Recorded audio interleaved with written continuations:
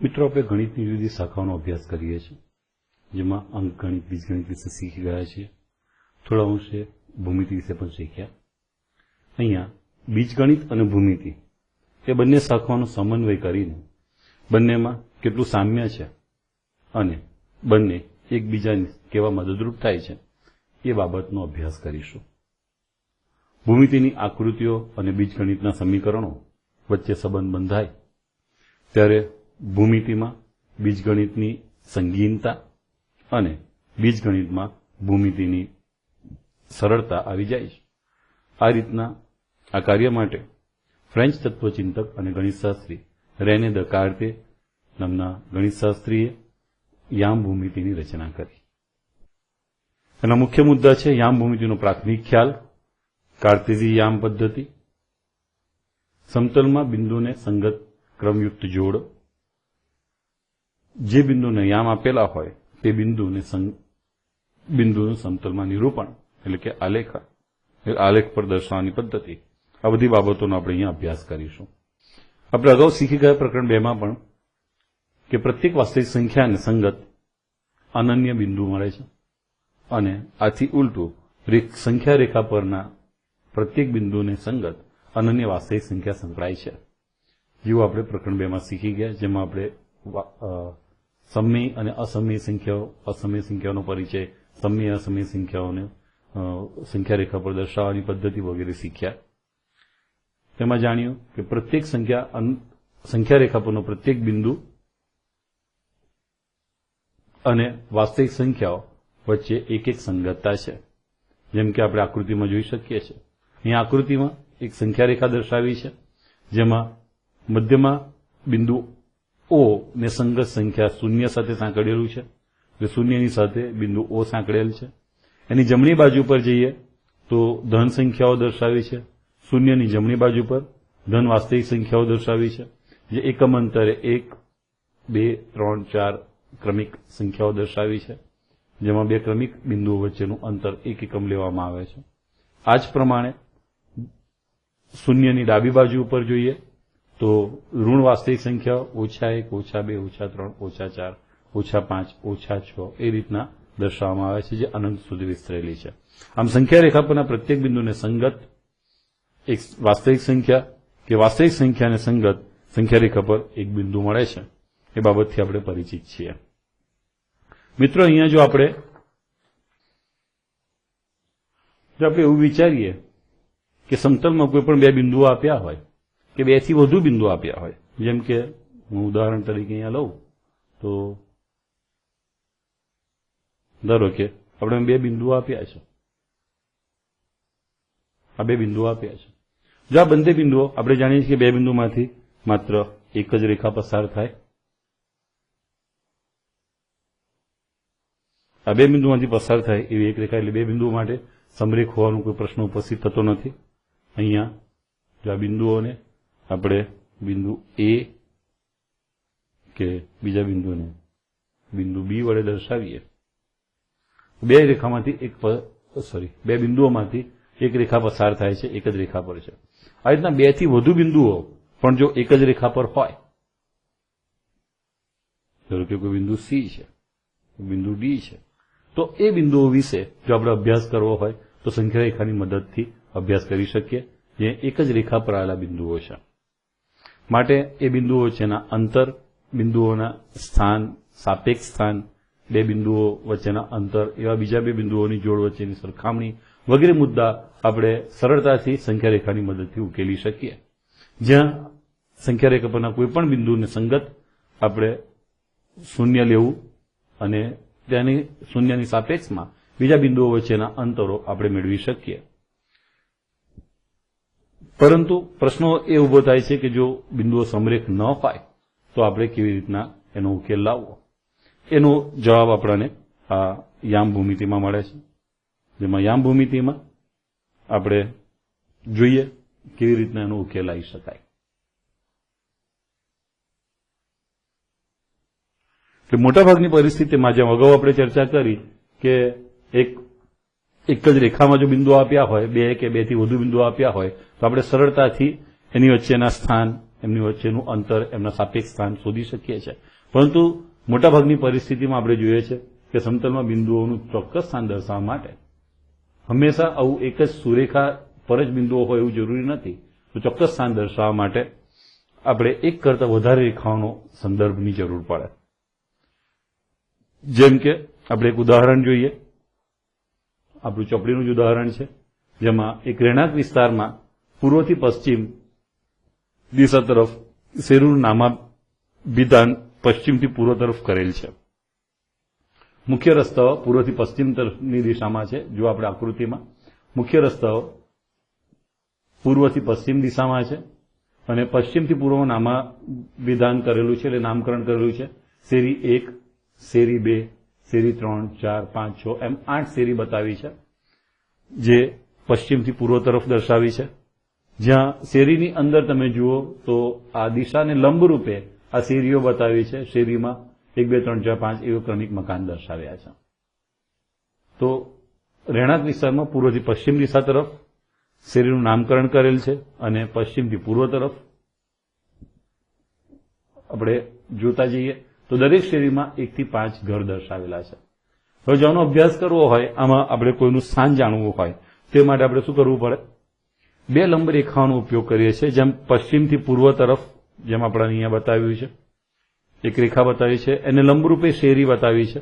તો ધારો કે આપણે કોઈ આપણો મિત્ર હર્ષદ, જેને આપણે H વડે દર્શાવીએ, અને જે શેરી નંબર 5 માં રહેતો હોય અને ચોથા મકાનમાં, એનો મકાન નંબર 4 હોય, તો આપણે શું કરવું પડે?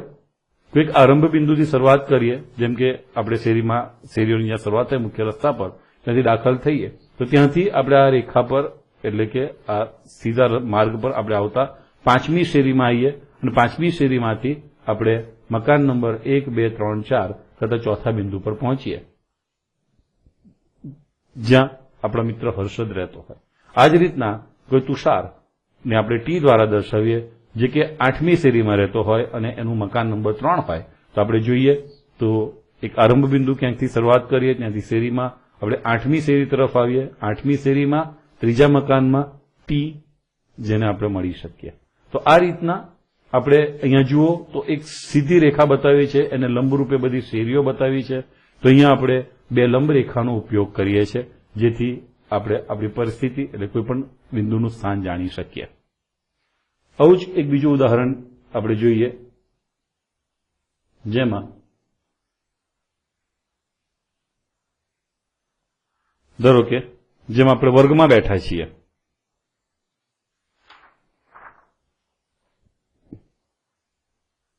આપણે જો વર્ગમાં બેઠા છીએ અને આપણી ઘરે જો આ પરિસ્થિતિ આપણા મોટા ભાઈને કે માતા પિતાને દર્શાવી કે આપણે વર્ગમાં કેવી રીતના બેસીએ છીએ એ દર્શાવવું હોય, તો એમનું સ્થાન આપણે યામ ભૂમિતિની મદદથી દર્શાવી શકીએ. જેમ કે આપણે આ વર્ગને એક લંબચોરસ વર્ગ હોય તો આપણે વર્ગ એક લંબચોરસ રેખા દ્વારા દર્શાવીએ, લંબચોરસ આકૃતિ દોરીએ. ધારો કે આપણો આ વર્ગ છે, તો આ વર્ગમાં આપણે એવું દર્શાવીએ કે અહીંયાથી પ્રવેશ દ્વાર હોય અને આ ઊભી દિવાલ જે અહીંયા બતાવી છે એના પર અહીંયા બોર્ડ હોય, તો શિક્ષક આપણે એમ દર્શાવી શકીએ કે શિક્ષક અહીંયા ઉભા રહે છે. શિક્ષકને આપણે ટીચર ટી વડે દર્શાવીએ. અને બીજા વિદ્યાર્થીઓના સ્થાનમાં આપણે દર્શાવવું હોય તો જો આમ અલગ અલગ પાટલીઓ પર આપણે જો વિદ્યાર્થીઓને દર્શાવ્યા હોય આ રીતે, તો એમના સ્થાન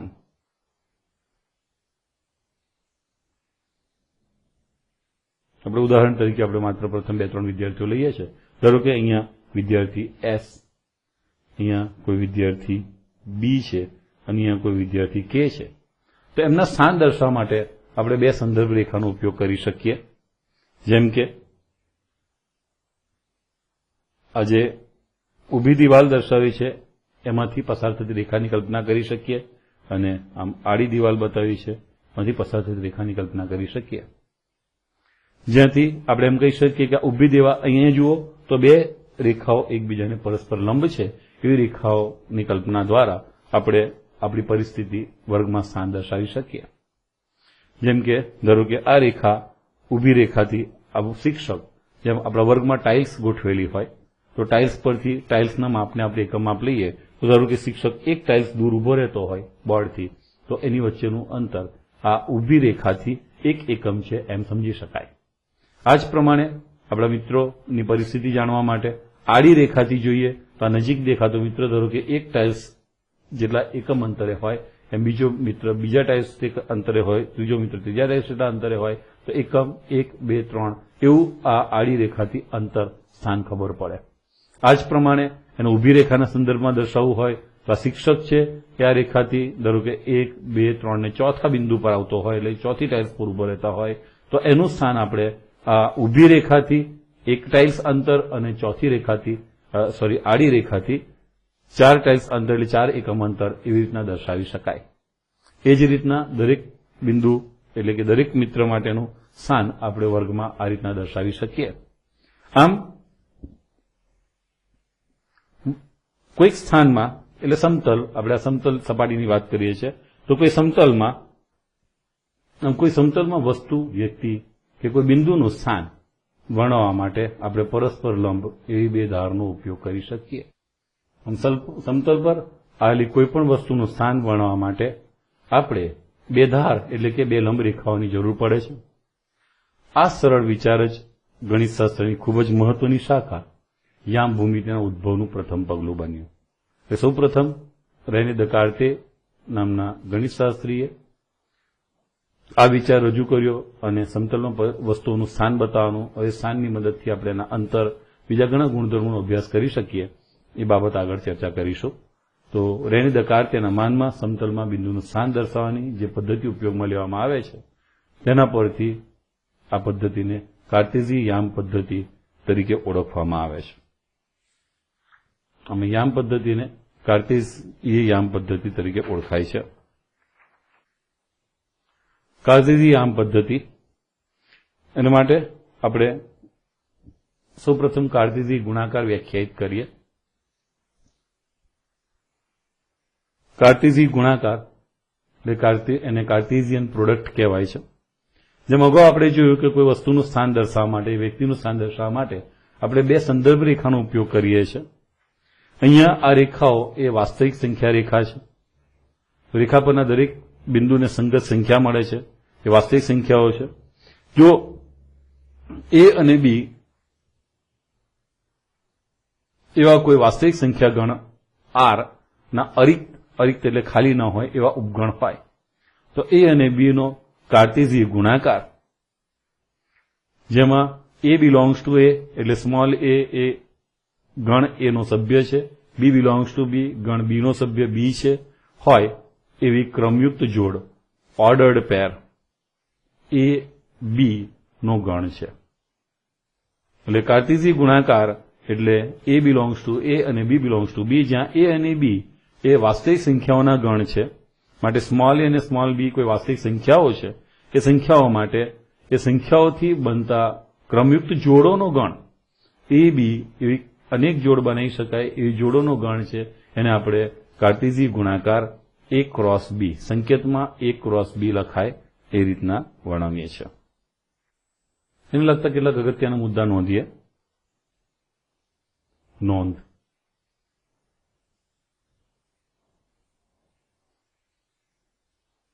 એક, કાર્ટેઝીય ગુણાકાર એટલે ગણ એ અને બી ના સભ્યો, એ અને બી નો ગુણાકાર જે એ બી ક્રમયુક્ત જોડના ગણ બનાવે છે. જે માટે કેટલાક અગત્યના મુદ્દા તો એ ક્રોસ ખાલી ગણ બરોબર ખાલી ગણ, એટલે કોઈ પણ ગણ એ નો ખાલી ગણ સાથેનો કાર્ટેઝીય ગુણાકાર ખાલી ગણ જ મળે. બીજો મુદ્દો, ખાલી ગણ ક્રોસ ખાલી ગણ બરોબર પણ ખાલી ગણ જ. મુદ્દો 3, અહીંયા એ ક્રોસ બી ના સભ્યોને સંકેતમાં n એ ક્રોસ બી વડે દર્શાવીએ તો n એ ક્રોસ બી એટલે એ ક્રોસ બી ના સભ્યો બરોબર n એ એટલે ગણ એ ના સભ્યો ડોટ n બી એટલે કે ગણ બી ના સભ્યોનો ગુણાકાર થાય. જેમ કે કોઈ ગણ એ માં 3 સભ્યો હોય તો n એ બરોબર 3, કોઈ બીજા ગણ બી માં 2 સભ્યો હોય તો n બી બરોબર 2. તો n એ ક્રોસ બી આપણે એક ઉદાહરણ જોઈશું નીચે, જેમાં એ ક્રોસ બી ના સભ્યોની સંખ્યા n એ ક્રોસ બી વડે દર્શાવીએ તો n a ક્રોસ b હોય 3 દુ 6 એમ a ક્રોસ b માં 6 સભ્યો હોય. જો a is not equal to b એટલે a અને b સમાન ગણ ન હોય તો a cross b is not equal to b cross a. જો b is equal to a એટલે a અને b સામ્ય ગણ સમાન ગણ હોય તો a ક્રોસ b ને a ક્રોસ a એટલે કે a2 a નો વર્ગ રીતે દર્શાવાય, આ રીતે દર્શાવાય. તથા b ક્રોસ b એટલે કે b નો વર્ગ એ રીતે દર્શાવીશું. આમ કાર્ટેઝી ગુણાકાર એટલે બે અરિક્ત ગણ, વાસ્તવિક સંખ્યાઓના અરિક્ત ગણ a અને b માટે, a belongs to a, b belongs to b માટે a અને b નો ક્રમયુક્ત જોડ મળતો એવા બિંદુઓનો ગણ, જેને આપણે a ક્રોસ b કાર્ટેઝી ગુણાકાર કહીએ છીએ. જો a બરોબર 1 2 3 ત્રણ સભ્યોનો ગણ છે, b બરોબર 3 અને 4 બે જ સભ્યો હોય તો આ ગણ માટે તો a cross b, b cross a, a cross a શોધો. ઉકેલ અહીંયા આપણે મુદ્દા 3 જે નોંધમાં 3 માં લીધું હતું એ આપણે ચેક કરવું હોય તો જોઈએ n a cross b. Okay, a cross b વ્યાખ્યા મુજબ આપણે જોઈએ તો a અને b ના દરેકના સભ્યોને થી બનતી ક્રમયુક્ત જોડ લેવામાં આવે. અહીંયા a પહેલા છે તો a નો સભ્ય પહેલા લઈશું, તો એને માટે આપણે આ રીતે લખાશે. ગણ છે એ પણ ક્રમયુક્ત જોડનો ગણ, એનો પહેલો ઘટક 1 અને 3 ની જોડ એટલે એને જોડ 1 3 લખાય. બીજું 1 અને 4 ની જોડ બને એટલે 1 4, પછી 2 3 2 4 એવી બીજી બે જોડ મળે, 2 3 2 4, એ જ પ્રમાણે 3 3 અને 3 4, 3 3 અને 3 4. આમ a ક્રોસ b ની જોડ બને.